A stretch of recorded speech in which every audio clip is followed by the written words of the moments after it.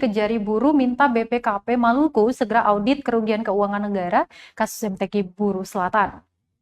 Kasus dugaan korupsi dana MTQ tingkat Provinsi Maluku tahun 2017 di Kabupaten Buruh Selatan masih dalam tahap penyidikan. Penuntasan kasus tersebut menunggu hasil audit perhitungan kerugian negara dari Badan Pengawasan Keuangan dan Pembangunan Perwakilan Maluku. Kepala Kejari Buruh Muhtadi mengatakan pihaknya telah menyerahkan surat permintaan perhitungan kerugian keuangan negara. Muhtadi mengungkapkan surat permintaan diserahkan langsung Kasih Pitsus Kejari Buruh Yasser Samahati kepada BPKP Perwakilan Maluku. Dia melanjutkan pihaknya masih menunggu balasan dari pihak BPKP Perwakilan Maluku. Muhtadi berharap agar kegiatan yang diduga merugikan negara sebanyak 27 miliar rupiah itu lebih segera diaudit.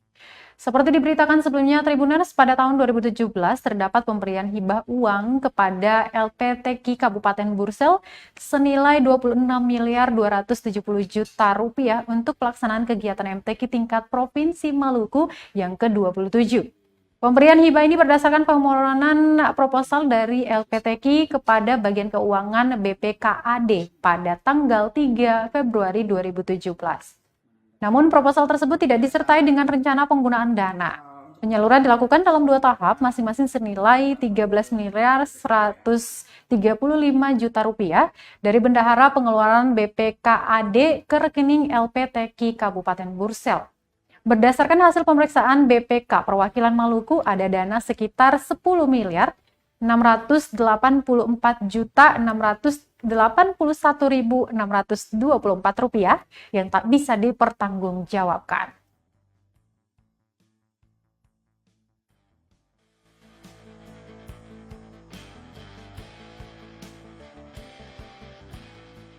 Yang bersangkutan kejaksaan untuk memudahkan koordinasi maka meminta bantuan ke BPKP ya, Badan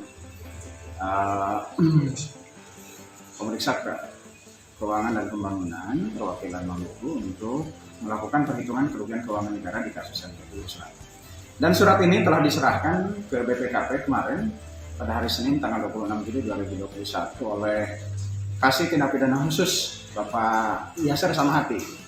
Dia sudah berkoordinasi, kita mintakan perhitungan, tinggal nanti kami menunggu dari BPKP untuk melakukan ekspos seguna penghitungan kerugian keuangan negara. Tentu seandainya dokumen-dokumen, data-data sudah bisa dihitung, BPKP akan melakukan tindak lanjut, melakukan perhitungan. Ya. Namun kita masih menunggu